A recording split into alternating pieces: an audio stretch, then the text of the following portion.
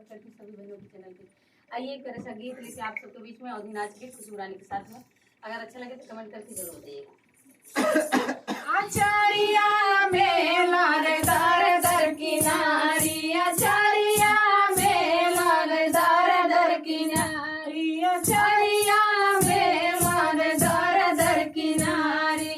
अपने ससुर जी के बारी दुलारी हो, अपने ससुर जी के बारी दुलारी। ससुइया से हमारी अकिल भुलानी, ससुइया से हमारी अकिल भुलानी।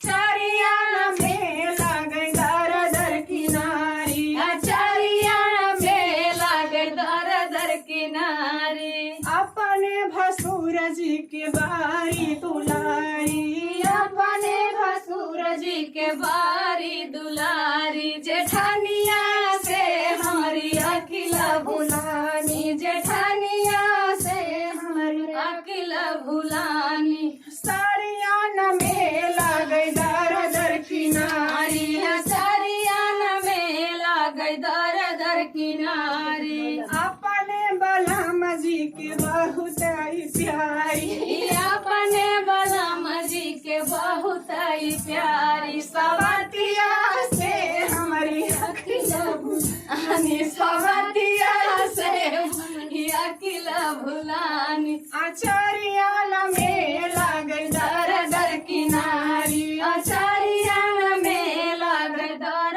दर किनारी। लेकिन याद नहीं। इच्छा से दोनों